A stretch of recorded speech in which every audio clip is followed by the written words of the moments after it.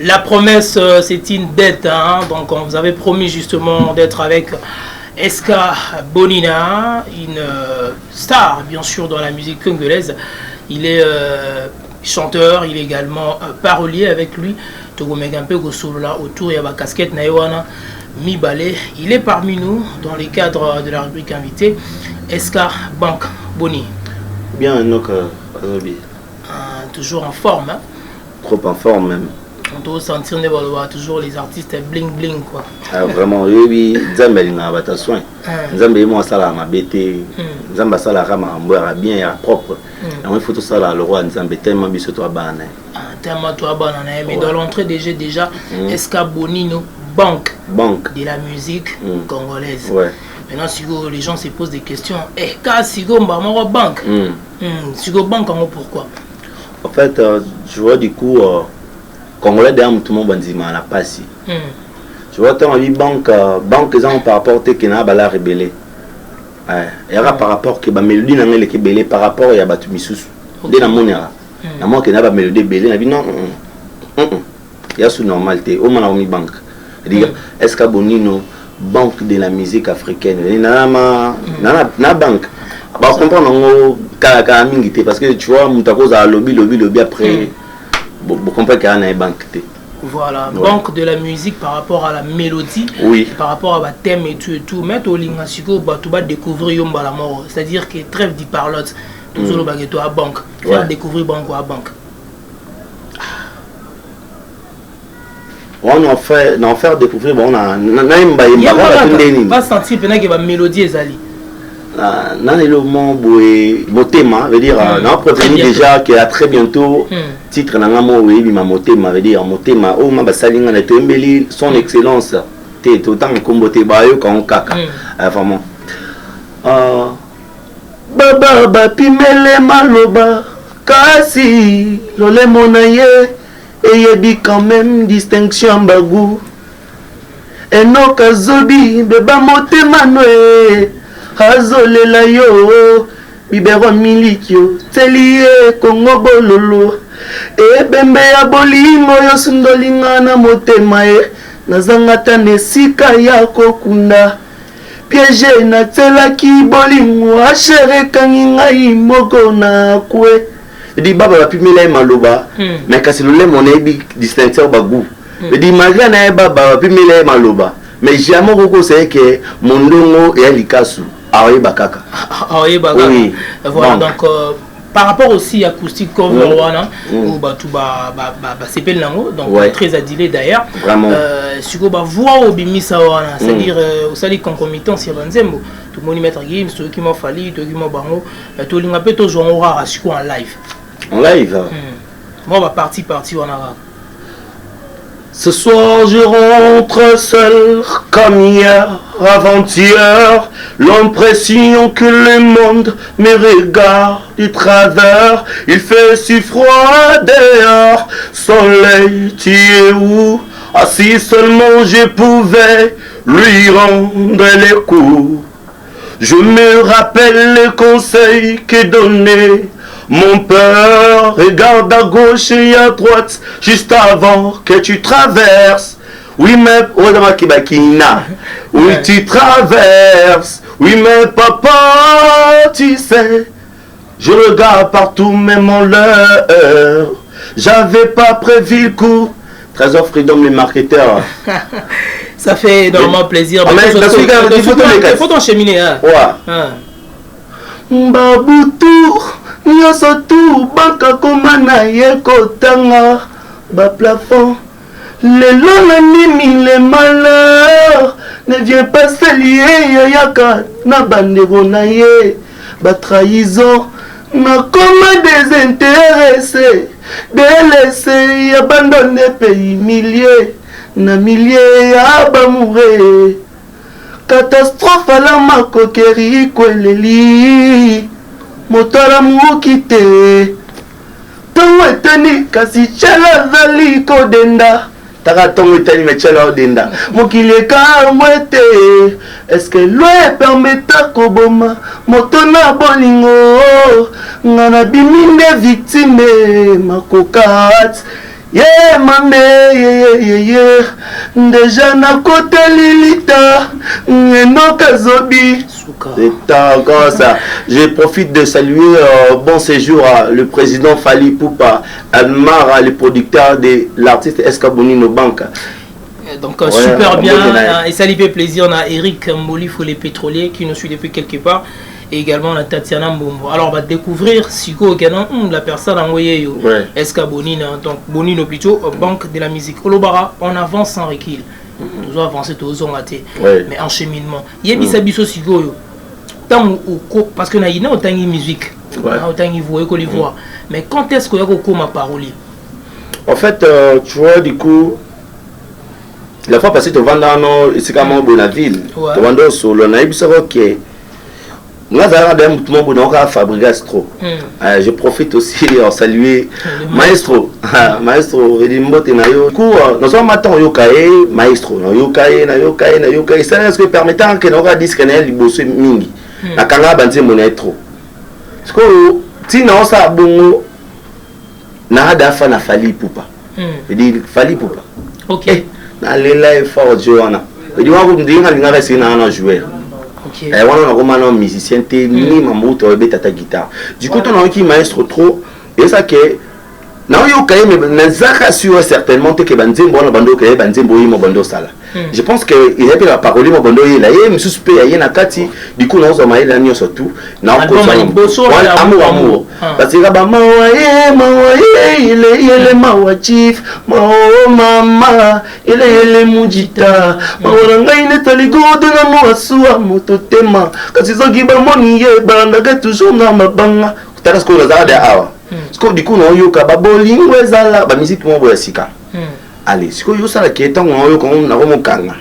Ce que tant nzembo ce que fait na biso sur li fait koti et ça nini. Il veut dire ayaka ko combler videment peut-être ça là et bon au bon zanga. Donc l'album de Maestro nom de commissaire parolier. Du coup et commissaire parolier et baki c'est là il kambo moko e banda au zanga. Toza la ligne là qui parolier. Ouais. Parce que toi tu as gagné un depuis pour moi na Maestro Farigas bah discuter na manze moment épave yo za na makambo loba par rapport à nzembo yeb sabi soto yeba adjo kanuku mon soin salut Castro Yuma dire mes condoléances une fois de plus force à toi frère toi tu es mon bro DJ Squelette DJ Armel Président Freedom, DJ Abisso Sakimbuta, on a pesi bino surtout Bambote, Elvis contre Maître et bino surtout vraiment. Dis madame ya maestro na des pics par rapport à Nzembo. En fait, c'est rien dans la poto. C'est que du coup je m'en boue tout ça, on a un peu d'être au travail Nzembo na kin. Je le salue Adiv. OK. Du coup, ce que autant nazali ba côté kuna et ça la discours bisanga non on dirait banzembo moko boye ba olu comment banzembo côté pas maestro atindira ka denzembo et dire ça épave na nzembo na biso nzembo mususu comme on dit titre na rena réunion bo manonga maestro dans moi bakisa ba kia kuna ka veli na mona futa chanza sur nzembo forme du coup ça que tant atindi nzembo mon on a pris et comment il le roi mikakatano ah mais Dieu mon on roi veut dire comme si nazana en côté on dit ngara viva na viva tu vois du coup et ça que nzembo na pesa rande maestro oui mango mais ce que tant on a comment ça Dieu na show mambongo na ngai apparemment akena on sait pas déplique tant OK par on déplique on peut déplique à sola qui peut à l'arte mais déplique il bika né musicien za la mais ça vous la payer aibe lo on te m'a enregistré kaka. Parce que depuis que pas comment parce que depuis que nous avons ma baie. OK. Tu vois depuis que moi ma baie linganza mbete. C'était comme ça que c'est passé. Maestro né si goto en genre fouti mais créer un problème. Non du coup ce que autant ayo qui s'y peut déplique. Depuis qu'il pas comment répéter en ndenge naé. Mais aibike a son nzembote. Parce que maestro tellement aiki dans la vacuum naé et ça dit que Poussani ti abimisi yango ba clip banini nde yo créer moi guerre wana mais ti maestro abimisa ba clip je vous jure nazo atani 100 francs nazo 100 francs maestro de maramdos de bima elle habité il faut ça là là je reconnais que j'ai quelque chose auprès de Fabregas. Ouais. Donc, ceux qui te roulent, Nzembo, ça va à Fabregas. Nzembo, on appelle ça on de Fabregas. Depuis que Nabota Manan, Tokutanate. Donc, mon comment Nzembo, est-ce que Bonina et Bonino plutôt à Azana Bissou ensemble.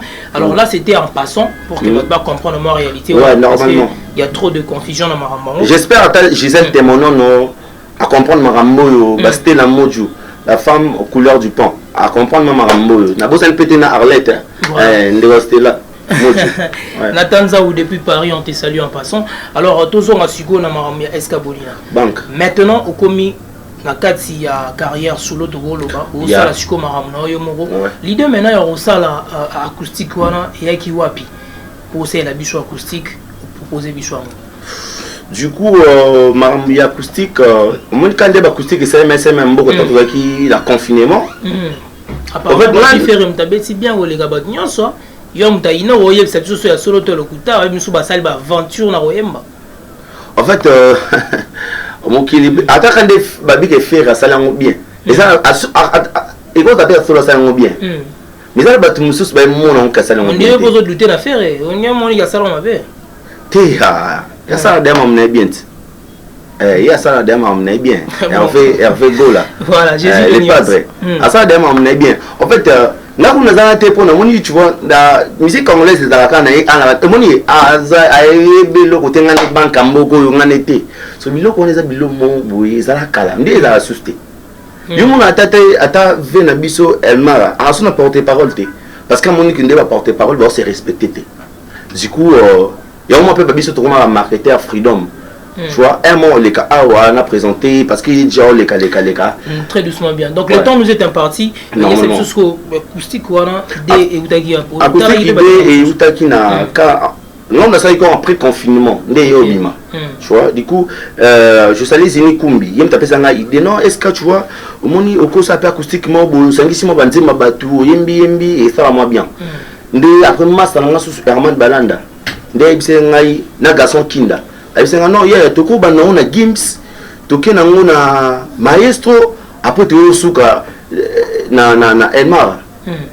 Elmar a clôturé ba faire en de to bana mettre Gims bando pour nous dire mettre Gims habiter ma malheur. Tu vois, du coup malheur on a inspiré trop. Je dis ce soir je rentre seul comme hier avant-hier. Je dis tout le monde doit passer na bâton mon partir de l'IPC. Bâton mon boy donc ils ont permettre de avancer mais selon nos informations avant de le bagolinga fallait bon non la musique à papa est fort tout jeune on bébé aux autres la papa est maman Tony. Vraiment non Razobi. Vraiment on a battu le roi DJ Skata bon vraiment ndoki.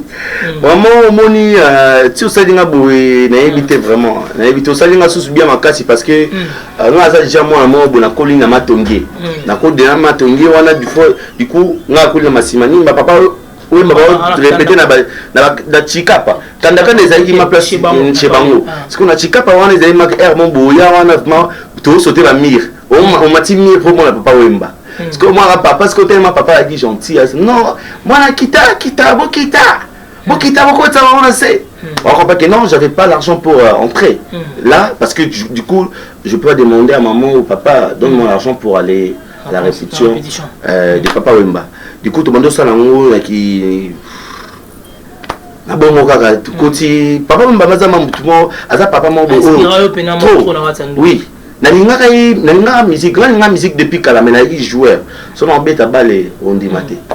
Donc en fait papa Wemba a marqué donc je marqué oui nanze monini wa papa Wemba il a vraiment tout sozo raisonné ya yo bolingo kaka soko moninga simananga obaluke isalanga rien coûte salanga vrai mon pépé yango nazelake luka moto ya kokani nangai oyo nakuti ya poanga ite ebele yango ya mibali ye oyo namoni na yo yeteo Enoch yeteo grand chanteur Sarayo Gloire qui a un danger junior Mounel Nzakomba depuis Paname. Papa social topé sur salutation Bobette Kankou et pourquoi pas on a Pascal Kintenge depuis Matongé Moloka il ne tombera jamais. Alors est-ce que Bonina Maintenant, banque, donc, il y a une chanson, surtout, Serre Lifelo ya Love. Bichana, il s'est grand bien. Comme vous savez, donc, vraiment, Lifelo, le premier mois, on a bota. Et avant la première année, on a côté la studio. Et les studios, on a son habit place, on a côté là, on battait, on dit maté. On a côté là, on musika. Puis on a pensé ça. On a gimbateke. Parce que gimbateke, c'est ça là. Même si il est au long des bonhommes, bien sûr qu'ils ont un grand programmeur, mais avant d'arrêter coup là. Parce que pour la bonne musique n'a rien trop. Avec mon tous déjà dans la jarre, maintenant il y a quoi ah, il y a même batté. Ah. Bala kimbateke bala ya bakota ba mikazu wana yosali nego di maria mbeya. Est-ce que c'est nous wana masala nego di maria a uzanga ba prise.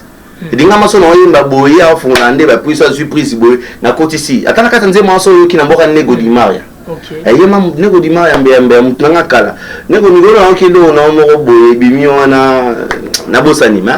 Sinon nakota kote kuna en première année mon angai il fait le love yes kelinda lala yeyo kaka pe mawa na matanga ya mowe ya kufi suite à l'amour po matanga nangai yes dangata na moto na kamwena nzinza bosani obetela nga tour akomo nalingaki koleka kombo ya biblia lelo epesinga apasi kolega ya susi lelo epesinga apasi koleka ya rama mbatongotanaka na bonheur nalembi na ngai yeyeye kobanga tango nyonso se kobeta mpona bolinga buzoba nalembi ye nzambe nabaye na ngai yoyoyo wana mosala marabe mpona El Kalume la puissance. Voilà donc Maboua pour l'artiste Salipé. Biso grand bien et ça lui fait plaisir dans la diva royale Stéphia qui nous suit depuis quelque part. Mais Tolinga justement avant Freedom à apparaître en Abisso tu vas découvrir yo du Soussou donc à travers acoustique encore vers Oyo donc tu recommander Batou s'abonner aussi massivement la chaîne s'abonner surtout la page Nabisso Facebook il y a SK Bonino, dit SK Bonino. Voilà. Sur Instagram, tu as SK Bonino officiel. Il dit SK Bonino officiel là, ok, on follow. Il dit ils sont sur Instagram. Okay. Page YouTube Nabisso, chaîne YouTube Nabisso, ils ont dit SK Bonino. Il dit s'abonner, télécharger, il dit dans la banque acoustique qu'on a, consommer sans modération. Donc consommer sans modération. Alors on suit un extrait et on va s'y retrouver tout juste après.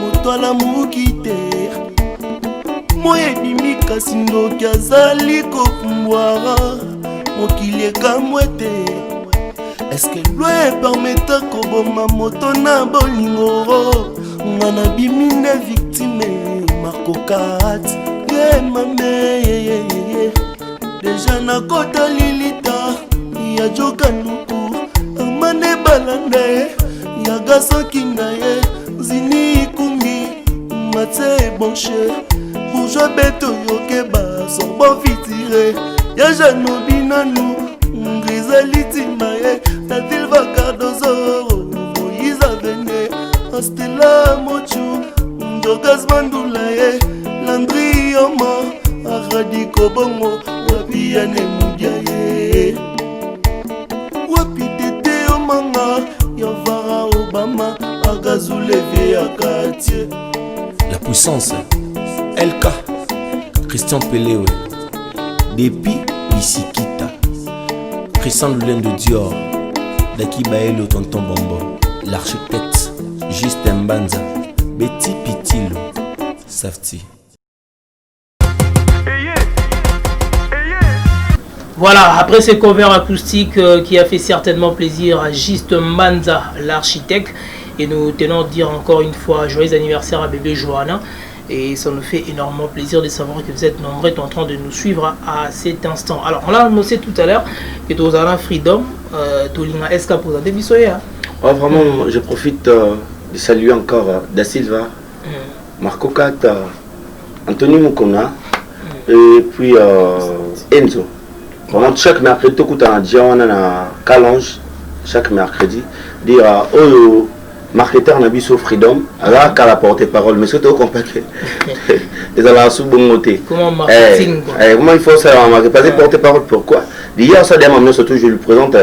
Bana kina bana partout Trésor Freedom yé développé sa vision basa on manga na wana ti yé tabando ya wana asa bino eska boni no répéter na minti ou toi manzembo ya fait na biso franco place na tiki yé mamba no ça mamnanga si voilà ouais. Donc Trésor va présenter Bissoyo donc le marketeur il y a SK Bonino donc pesa biso siko actualité na bino pour votre bana pour ça.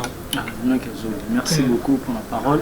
Et bon week-end à toutes les personnes au bord de Bissou. Voilà. À minutes où on a profité de ça bon week-end à le boss Michel Mukengeshai. Michel Mukengeshai. Et sans oublier Ilou Sensumbu Cadastre. Et tout balinga SK Bonino Banque et SK Musique et tout ça bon on a limité première ifuna. OK. Un espace ombre jaune et chaque mardi. C'est-à-dire nous sommes à coulisses déjà que non vu que toujours on a un projet. Vous préparez votre projet. Nous sommes en plein studio toujours bientôt là tu vas lancer un titre na biso na kombo ya motema pour te embellir son excellence et to bomba bena mingi mingi comme on a mama rambebele donc petit programme de moi là donc des cartes. Voilà donc on est ensemble à tout moment donc information à l'autre Bisso et ça la biso grand bien Trésor Freedom qui nous profiter pénaper ça directement numéro ouais numéro c'est important dans un pour ça contacter par rapport à tout ça en studio plus 243 et 900 18 14 94 plus 243 918 14 94 donc dans la banque il y a un mot qu'on a faux. Super donc là c'était les informations il y a le groupe SK Music hein, donc de soutenir la jeunesse hein, donc au Bada Moussala Itoko ça leur fait plaisir donc dans le cadre des hits branchés tout ça alors SK Netlobi les temps nous étions partis normalement to commis pratiquement dans souka message nini yo repasser na ba fan na yo o bazo zila yo parce que ba yo acoustique babi siko ko maramba yo kasiko motema o ezoya ça la peut différence soit non tantôt est-ce que zo bané kaka mais qui banque en mot va ressentir en mot mais le je pense que ça il va frisson on va parler bah oui alors message vers Bango pour tout pratiquement dans souka en fait merci pour la parole un okazobi dire message on a encore passé pas ya ba frère nangai ba sœur nangai ba petit frère na ba grand frère et tout le monde ba mélomane na bonne musique que et l'on a bien constaté et l'on m'a su bien constaté na kosa na lobby na ngape we okasi mais so bomoni que l'on nga ya eza ngo bien beaucoup pesa nga sous force n'assurer certaines de bo pesa ba nous ba force bo pesa pe bisonyo surtout ba force on a déjà force en bino force eza tant que au beti SK Bonino au que tant pe SK Bonino ngo lobby toi na ki tala nan force eza tant ozo s'abonner na ba compte na ngai force c'est tant que nous télécharger ngai n'a besoin de force na bino on a force aussi déjà photo na ngai to clip na monter on a statut na yo et dit ils allaient force vraiment non c'est na ba force na bino surtout au moins que tu aux alavement na dikolo tout ça en danger parce que déjà babi l'union fait la force du sepiment et sur de la longuité du coup surtout ambition sont ensemble so bopé c'est la force on moins que maman tout ça aussi facile ça empêche ça veut dire monter maman vous la monter mais et les 30 octobre moi au cas les 30 octobre déjà monter mais ils sont disponibles beaucoup yo quand même na na au fallait pour les 30 octobre remix na daju donc yo pour ka 2000 na date soir non regarde que je suis pas courant ça yom comme tu vas prendre on a dit que tant on côté la fait semaine yo tout ça on a tout na vie maramnyo so tout voilà et vraiment on salue suivi Elmara dit Elmara fallait pour Elmara dit du coup boyo vraiment monter maman to yembi fort voilà monter ma mis fort tout ce que ça n'a capé la montée mais batu na ba Hollanda ko vandi sa bango très rapidement du coup la bande doit profiter ko boka batu ngai dans ngabi de mingi bin batno subolinga ngabi no mingi na profiter na saluer mère na ngai bota ngai maman tete o manga moi ça nga mbanda yene mukoloma ombre jaune je salue encore frère na ngai Kulio et Chicha l'architecte tonton Daki Baelo tonton Bombo l'architecte juste Mbanza Christian Lenzo Dior bateau nyos to balinganga ba vena biso le budgétaire Landry Bakala Landry Futila je te salue à Jean Binano le président Eric Mandala, Yann Moudiaï, tellement ébélé. Mais sur un certain moment, on a battu surtout. On a voulu quitter. Je pense que dans l'émission, on a le sous-sous. Il faut retenir que banque qui a Banque de la musique. Banque de la musique, SK Bonina a été notre invité aujourd'hui. Il a démontré exactement côté Naïwana et Mélodie à travers sa belle voix.